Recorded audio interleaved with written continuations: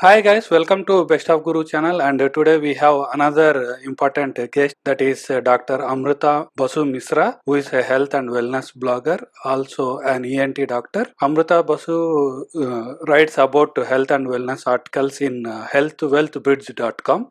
She is well-known health blogger if you are into blogging, and if you are new to blogging, let us more about Amruta ji. Hi Amruta ji. Hello, Mr. Guru. How are you?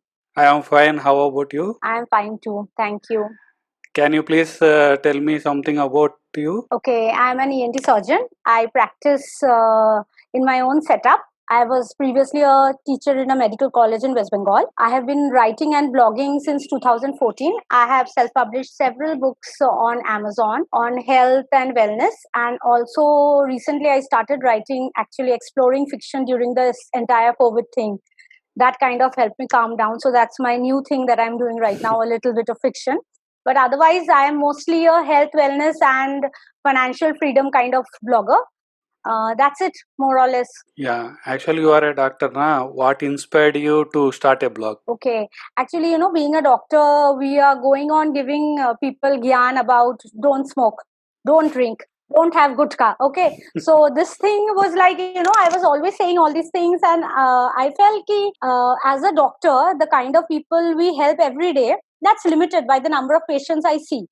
But while my child was growing up, I had shifted to a new place in West Bengal where I had joined a medical college. So at that time, I felt ki, the blogging and writing, the online medium could be a very good method of reaching more people. Sometimes people think ki, a little bit of smoking doesn't, bother much. Drugs once, it will not trouble you. But, even having heroin once can totally hook you. And smoking destroys your lungs. And there's no going back. So I thought my blog could be a good way of spreading the news about healthcare prevention and wellness in daily life. And I was very passionate about education being a bridge for true health and wellness. So that's why Health Well Bridge started. Any initial roadblocks you have faced? The main roadblock was I really didn't know how to rank my blog and SEO. Everybody knows, like, when you start writing, you're just writing. You have absolutely no clue. And actually, the health wellness sector is extraordinarily competitive. You must be knowing. Yes. It's very difficult to rank, and it's very difficult to write. ये तो मेरा दिमाग से निकला है types. You have to have good knowledge, and you have to research, and it has to be updated all the time. So that was a big roadblock in the initial part, because I was competing with very high DA brands. So I had to find my own genre, my own niche. And basically, even in the health wellness sector, I was trying to find a footing. So that was a very big roadblock, which I'm even now trying to kind of maneuver. Yeah, finance, insurance, health, and wellness is one of the toughest things, and I think research is very important, especially for health related things. As a doctor, I think you have an added advantage. Yes, that's the thing, because I felt that the people who were actually blogging about health, unfortunately, did not have the necessary background in it, and that could be problematic in the long run for the blog itself, because now Google is so strict about even a little bit of misinformation, that I am very careful about writing also, because even though I have my qualifications, I have to research constantly, and it is very difficult for regular people to understand whether the article on Google, whether it's true or not. There has been so much problematic articles even during this corona phase, that journals like Lancet has to withdraw articles, because it was not peer reviewed properly, and the research data was fake. So healthcare is totally on trust. Once the trust is gone, it's gone. So it's actually a dangerous blogging scene. So you have to do it very carefully. Exactly. So, how did you derive content ideas for your blog? So basically, what my patients ask me, that is one very big part of the content I share on my blog. The things I say daily, the same thing over and over again. And every patient is different, and their problem is different. So I get the content idea from my regular practice, and I do a little bit of keyword research to find whether that topic will even generate any kind of traffic or not. And then I use that for my blog. I have seen, so you have written some of the books in your Facebook page. I have seen. related to some fruits of life or fruits for life. Yeah, Can you Fruits for please tell Life. me Yes. about it? Fruits for Life was a book I wrote in 2016. It was a book which I blogged during the month of April through Blog Chatter A to Z. There was a campaign where we were writing alphabetically, basically A to Z about a particular topic. So entire month of April we were doing daily blogging, and I kind of blogged that book. And after it was over, then I researched some more and compiled it into an ebook, and I published it. That's how Fruits for Life came into being, basically, because I felt many people were thinking, health is only coming out of a jar, a fruit box or something, fruit juices, extra pulp. Shilpa Shetty says, take this, somebody else says, take this. All bakwas. Have your regular fruit, and it is cheaper and it doesn't have extra sugar. And I thought that needed to be said, because obesity is now a pandemic, and Mm. it all comes with extra sugar from fruits which don't have fruits. Like, fruit juices don't have fruits. They have pulp, they have whatnot, but it's not fruit. Fruit is something which you can see as a fruit. So that's how I got that idea of the book. It was like, awareness. It was something I was very passionate about, and so it was easy writing. As a ENT doctor, I have few health tips to ask you, especially body positioning. See, we are sitting a long hours in our blogging. So I am one of your patient. For example, if I want to sit straight, see, now also I am not sitting straight. So Okay. how about what are the good tips you can give for bloggers who are sitting for hours together? Actually, I have written a book on walking, writing, and gardening, aimed at people who write. I started writing when I was having postural issues because I had a small baby and I was sitting for long. I had a treadmill. That was very lucky. And what I did was I had a plank on top of the treadmill's hands, okay, where you hold. And I was just slowly walking and typing. So I can't sit for long and write, basically, because even in our practice we are sitting. So when I'm writing, I need to walk for some time. So I stand up, I write on a standing desk, or I walk slowly and write on the treadmill also. So the thing is, if you sit for long, you're going to have this neck problem, your back problem, and it's very bad. So Yeah. writers need to work very hard in maintaining fitness, and you have to walk. And after every 20-30 minutes, it's good if you can just stand up and stretch and have a an elevated region where you can put your laptop and type. And when I'm doing it, I also have an elbow rest. I got it on Amazon. You can just screw it into any table. So what happens is you are, supporting your elbow and your wrist. When you do that, your cervical nerves and your shoulder is automatically balanced and you have less pain. And the earphone also, we should use it at a very lower volume because that hurts your ears in a long term. It's sound trauma. And for the screen thing, if you are wearing specs, have a blue lens. I have a blue lens. I am using digital media quite a lot. My specs is, it's corrected and it has a blue filter, so I don't have the glare. That is very important. If your device has a blue light filter, that's very good, but otherwise you have on your spectacles. That's very important. Otherwise, you're going to have some problem with your eyes too. So those are. How about the chairs? Any suggestions? Yes, very important. Don't have those chairs which have a moving back. Have a straight back. See, you can see I am sitting on a it's a wrought iron chair. Either sit on a wrought iron chair or with on a chair which is made of wood, and you have proper armrests. Okay, because your entire body needs to be in neutral position. Your wrist and your elbows, they should all be supported. If you have a chair which is moving too much and there is no back support, especially chairs which are supposed to be office chairs, often don't have good lumbar support. Not for all sizes, basically. Sometimes when I'm sitting on a really good office chair, I will see I have a problem in my back. So I prefer wooden chairs for all my things. I want chairs which are firm. And also your mattress, it should be typically orthopedic grade, because when you're lying down at night after writing entire day, you need a good back support. So Yeah, those I things too are. have this neck problem, and I have numbness in my fingertips, palm also sometimes. Is it due Okay. to this only, long hours? If your palm is like if you have finger numbness, you have to check your serum calcium and vitamin D levels also. That is a very big reason for tingling and numbness of your fingers. And sometimes we have a problem, writers wrist And sometimes problems. we have scalp tingling also. Yeah, like you, too much of auditory stimulus and staring at the screen. Every 10 minutes you stare at the screen, you look somewhere else. You should look away from the screen. That prevents the glare on the eyes, and you have less computer vision syndrome. The computer vision syndrome can cause head, neck, shoulder, arm, all problems. So you have to be very careful. Yeah, coming to your blogging, how would you manage your blog income? What monetization methods you use? Basically, I'm a part of this block chatter community who helped me sort of with many kind of what shall I say, sponsored opportunities initially also, and even now I was also part of indie blogger several campaigns.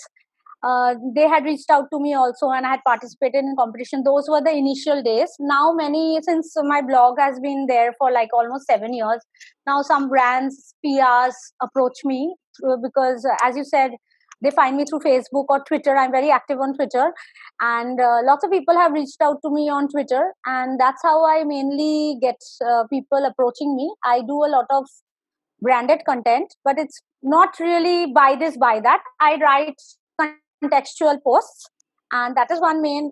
And I also do a little bit of content consultation in my niche, like parenting, health, wellness, for other brands who don't want me to write on my blog, but write for them, for their website or for their material which they want me to get published, and some developmental editing also in the medical education field. If someone is looking to build a career, full-time blogger, what is your advice and tips? Very important to be well educated, because ultimately you're going to write, even if it's a regional language blog, you have to have something to fall back on. Have a financial plan which is going to support you while you build your blog. Like, you should not just be blogging to earn initially. It's very difficult initial phase, because you have to have a lot of technical skills to earn money from it. So initially you should have a nest egg, or at least a background plan how you can earn the money, and have a very good niche knowledge that the topic you are blogging about, it's something you should know about. It should not be only research, it should be research and experience. That's what makes your blog unique. Research, so I can research on astronauts, and I can research on aerospace engineering, and I can write, but people will read and know that it is not a person who has an experience on it, because writing is, it's like people can see inside your soul. You can't fake it. कुछ ना कुछ तो निकल ही आता है कि this is not true. So you have to write to your strength and to your passion, and something in between which is going to make money.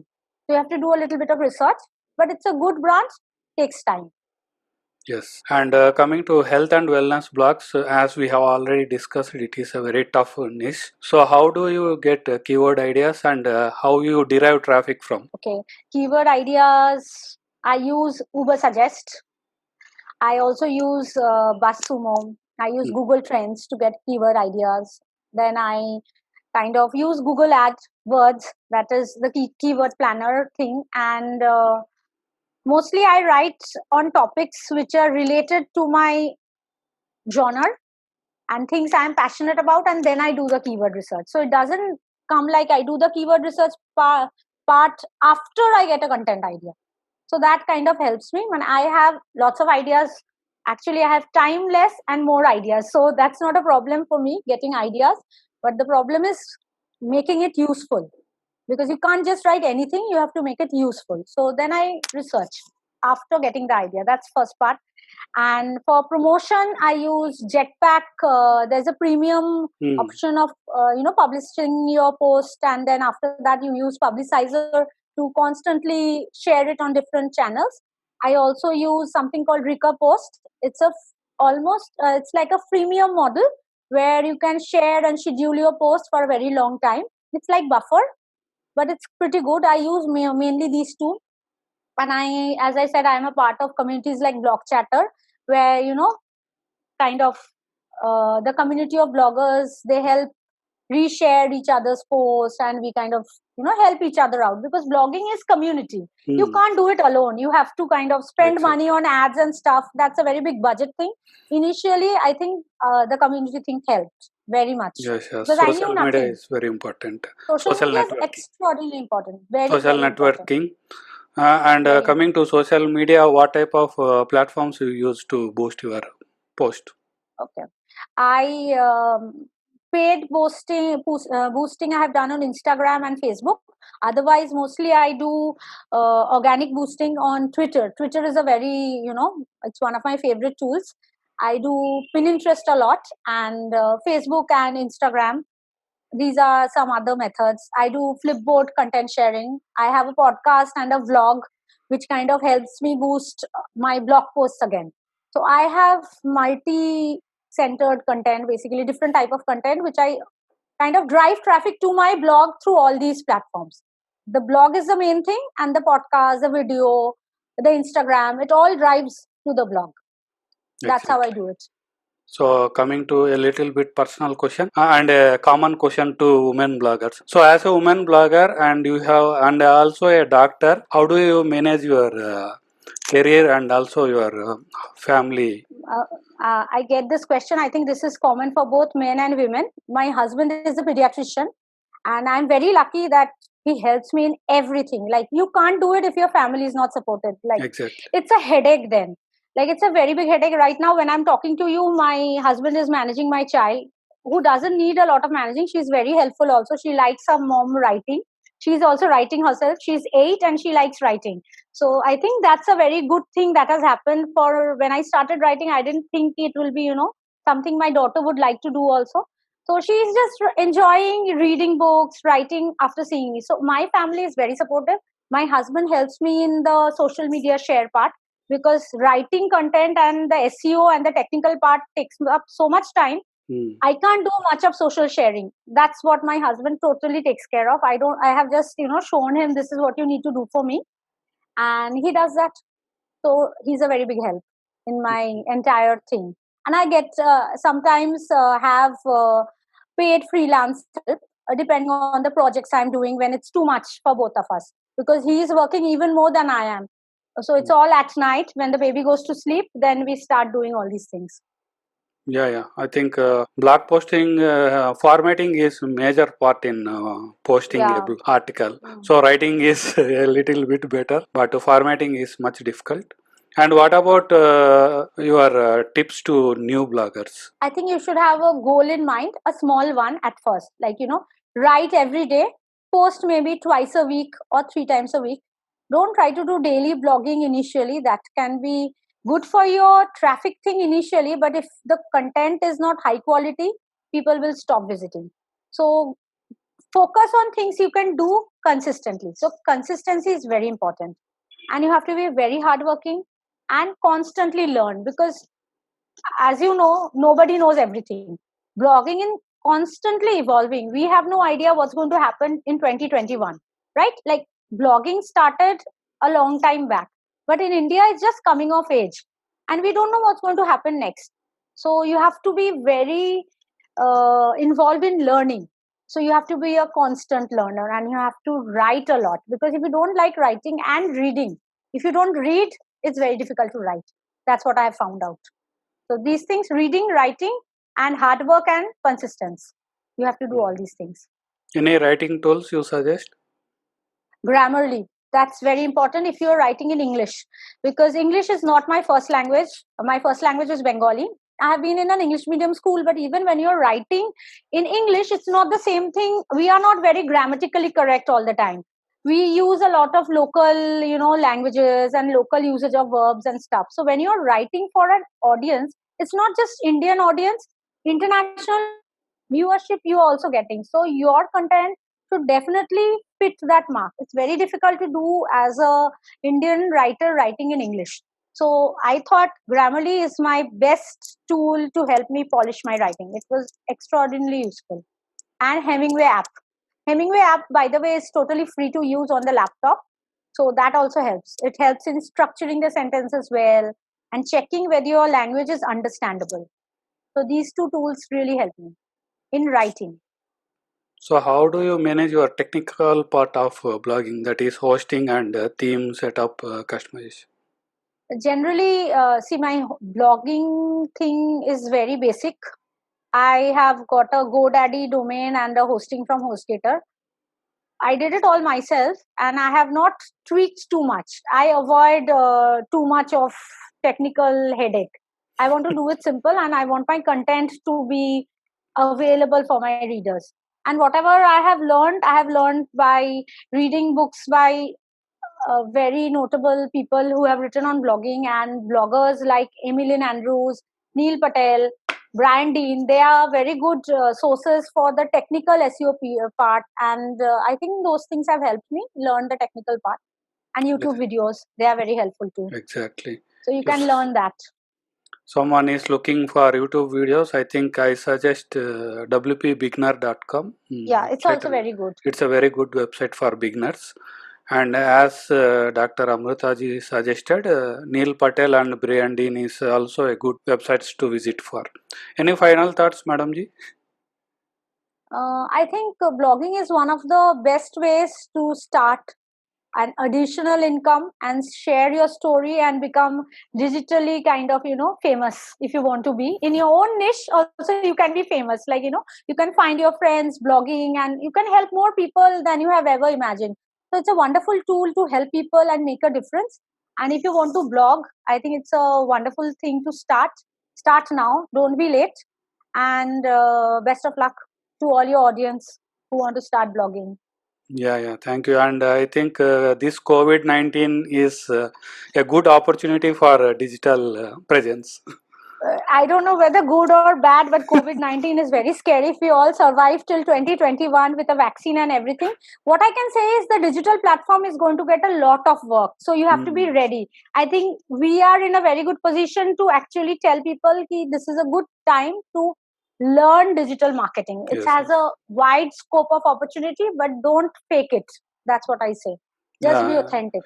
In a negative situation, a positive thing we have to do. In a negative situation, a positive thing, the digital platform is rising. Thank you, madam. I think you have given valuable time for me, and I am very thankful for you for this opportunity. And it's my pleasure. Have a nice day. Thanks for coming to so Best of Guru. Thank you.